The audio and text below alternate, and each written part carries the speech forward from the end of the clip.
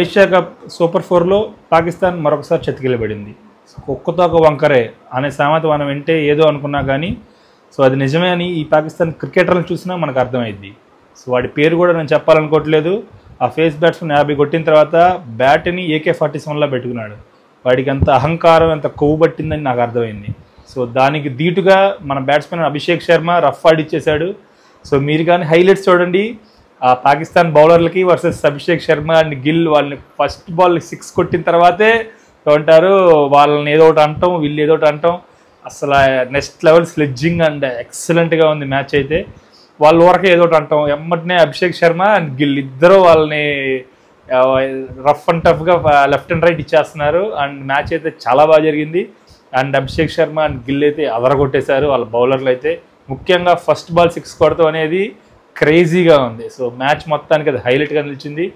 And అలానే అభిషేక్ శర్మ ఆ క్యాచ్లు miss చేశాడు. దానివల్లే వాళ్ళు కనీసం ఆ స్కోర్ అయినా కొట్టారు.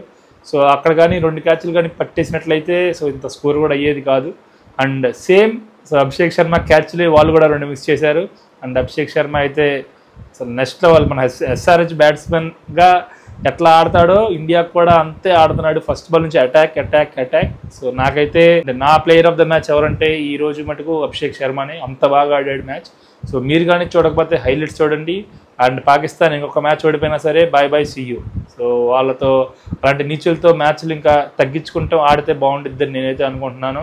ఎందుకంటే దానికి మనకి ఆల్రెడీ మనకి ఏమంటారు మన ఇన్స్టా అండ్ ఎక్స్లో కూడా ఆల్రెడీ చాలా నెగిటివ్ ట్రోల్ అయితే స్టార్ట్ అయిపోయింది. అనవసరంగా ఆడుతున్నారు ఇండియన్ టీం పాకిస్తాన్ వాళ్ళతో అని చెప్పి గవర్నమెంట్ని BCCIని కూడా చాలామంది అభిమానులు కోరుకుంటున్నారు. ఎందుకు వాళ్ళతో ఆడటం, వాళ్ళు వేస్ట్ కాదని చెప్పి అంతం అయితే జరుగుతూనే ఉంది. దీని మీద మీ అభిప్రాయం ఏంటో మన కమెంట్ సెక్షన్లో కమెంట్ చేయండి.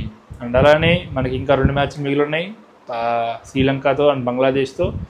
ఈ మ్యాచ్లు కూడా గెలిచి మేబీ ఫైనల్కి పాకిస్తాన్ రాకపోతే బాగుండని నేనైతే అనుకుంటున్నాను. మళ్ళీ ఇంకోసారి వాళ్ళతో ఆడాల్సిన అవసరం ఉండదు అని. So let's see. So good luck India. Asia కప్లో మనం ఫైనల్స్కి వెళ్ళి కప్పు కొట్టాలని నేనైతే కోరుకుంటున్నాను. Thank you.